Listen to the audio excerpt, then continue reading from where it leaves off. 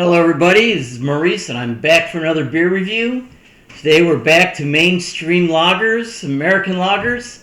Today is Coors Light. A light beer that Coors released in 1978 to compete with Miller Lite. They did have a Coors Light in 1941, lower alcohol Coors, but they abandoned it a year later because of material shortages in World War II and just concentrated on Coors Banquet beer. This is a 24-ounce can and it's 4.2% alcohol. So it's pretty cold as they want you to serve it. Coors is currently the fourth best-selling beer in the United States.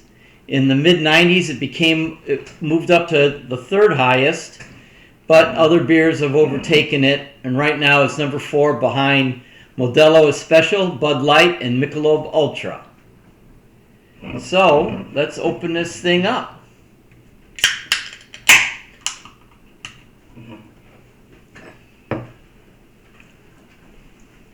The t-shirt I'm wearing is from a beer from Griffin Claw Brewing in Birmingham, Michigan. It's Security and Finance, and it's a New England style hazy IPA. So we'll start off looking at this beer.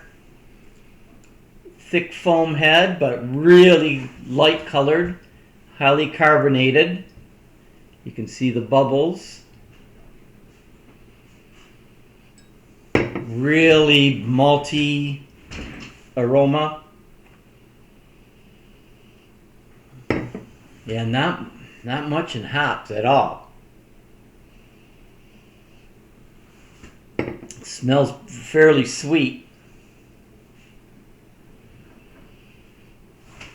All right.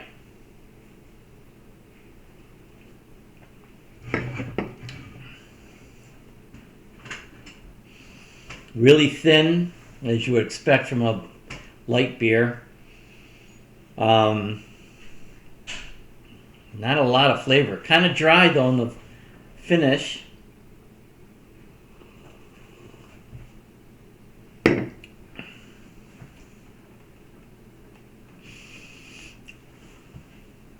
Yeah, it's really there's not a lot to this beer.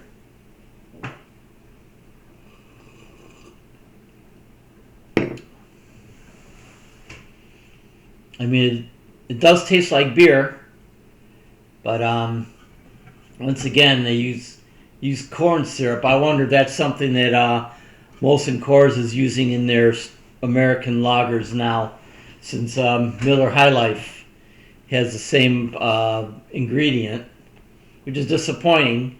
Corn, like I mentioned in the Miller review, corn syrup doesn't really leave much of a flavor. It just ferments into alcohol. It's really disappointing, but they try to squeeze every penny they can.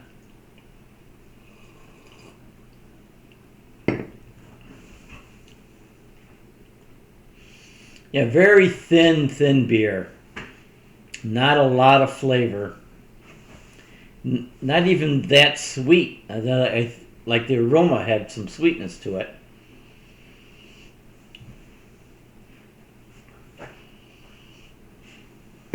Smelled a little like cotton candy-ish almost.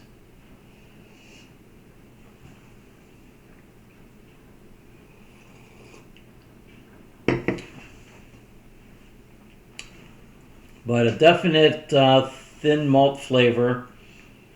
Not many hops at all. Just like the other two with Pabst and Miller High Life. Just enough hops to keep it from being cloying sweet. I'll be honest, this might be the second time I ever had a Coors Light, and the first time was probably like 35, 40 years ago. I have never really drank this beer. and I was been never really a light beer drinker, as you can probably assume. But yeah, it's really they sell a lot of it, so people like it. But I can't imagine that much enjoyment from drinking it. I know Michelob Ultra even sells more than this, and I'm sure it's even lighter than this beer.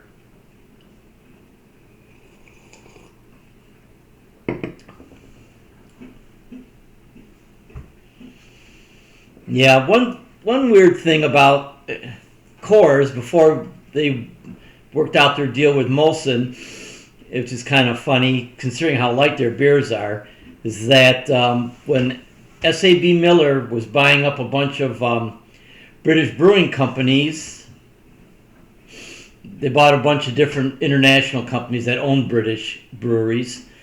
The UK government made them sell some because they had too much market share, and Coors ended up buying them. And so at one point, Coors was the largest, or the owner of the most brewing in the United Kingdom. They had the biggest market share.